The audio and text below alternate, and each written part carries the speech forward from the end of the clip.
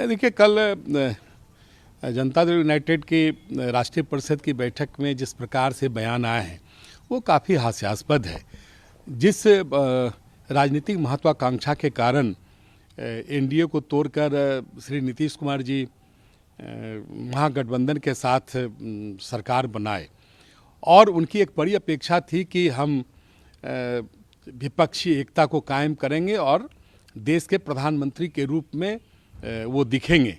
लेकिन कहीं न कहीं जो राष्ट्रीय स्तर के विपक्षी दल हैं और क्षेत्रीय स्तर के जो विपक्षी दल हैं उन्हें नकारने का काम किया है और प्रधानमंत्री बनने का या उनका उम्मीदवार बनने का जो ख्वाब देख रहे हैं ये इतनी हास्यास्पद है कि जो जिस व्यक्ति का जनता दल यूनाइटेड जो राजनीतिक दल है बिहार में वो अपने बूते 17 वर्षों तक लगातार मुख्यमंत्री रहने के बावजूद भी अपने बूते वो सरकार नहीं बना पाई और राष्ट्रीय स्तर पर जहाँ अलग अलग कई राजनीतिक परिस्थितियाँ हैं, अलग अलग मतदाताओं का मन और मिजाज है, वहाँ वो प्रधानमंत्री बनने की बात करते हैं तो ये काफ़ी हास्यास्पद है।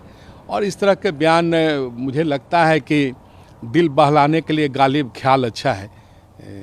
यही आपको लगता है कि वो मोदी जी को टक्कर दे पाएंगे आने वाले चुनाव में? अब देखिए वो तो ये तो और हास्यास्पद स्थिति है। श्री नरेंद्र मोदी जो भारत के यशस्वी प्रधानमंत्री हैं, आज वो वैश्विक स्तर पर एक कद्दावर नेता के रूप में उनकी एक पहचान बनी है और यह पहचान अचानक नहीं बनी है। उन्होंने देश के प्रधानमंत्री के रूप में आम लोगों के हित की कई योजनाओं को लागू किया। राष्ट्रीय अस्मिता के जो प्रतीक चिन्ह थे, जो गौरवशाली भारत वर्ष के जो प्रतीक चिन्ह थे उनको उन्होंने पुनर्जीवित किया, उन्हें एक अस्थायित्व दिया और इसके साथ साथ जिस प्रकार से भारतवर्ष को कई ज्वलंत समस्याओं के झंझावात से निकालने का काम किया और श्री नीतीश कुमार जी का नरेंद्र मोदी जी से तुलना करना इससे बड़ा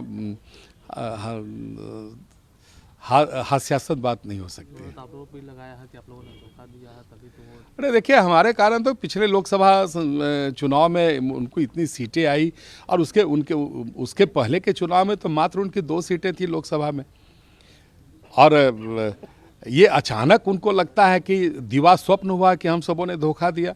20 महीने तक हम सरकार में थे तो उन्होंने कभी न व्यक्तिगत बातचीत में बताया, न कभी हमारे बड़े नेताओं के साथ बातचीत में उन्होंने कभी इस तरह की बातें की। तो इस तरह के लांछन लगाकर एनडीए से अलग होना और प्रधानमंत्री बनने का ख्वाब और विपक्षी एकता के नाम पर अपनी राजनीतिक महत्वाकांक्षा को पूरा करने का जो ख्वाब है और उसके कारण इस तरह के आरोप लगाना ये अच्छी बात नहीं है। उन्हें इन चीज़ों से बचना चाहिए। कल से शीतकालीन सत्र शुरू हो रहा है, आप लोग विपक्ष में, तो किस तरीके से आप... नहीं, देखिए बिहार में जब से महागठबंधन की सरकार आई है तो जो अपराध का ग्राफ है वो काफ़ी बढ़ा है।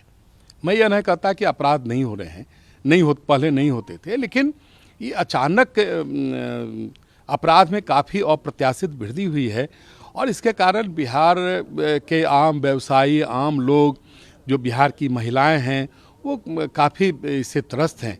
इसीलिए कानून व्यवस्था हमारा पहला मुद्दा है और उसके बाद शिक्षकों की नियमित जो नियुक्ति कई कारणों से रुकी हुई है वो नियुक्ति हो और जो कई ज्वलंत समस्याएं हैं उन सारे समस्याओं पर हम मुखर होकर इस संक्षिप्त सत्र में हम इन सारी चीज़ों को रखने का काम करेंगे।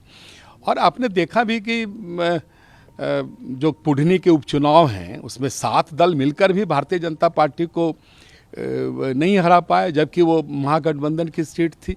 तो बिहार के लोगों का रुझान का यह एक लिटमस टेस्ट था कुढ़नी विधानसभा क्षेत्र का उपचुनाव, जिसे जो एनडीए के पक्ष में गया।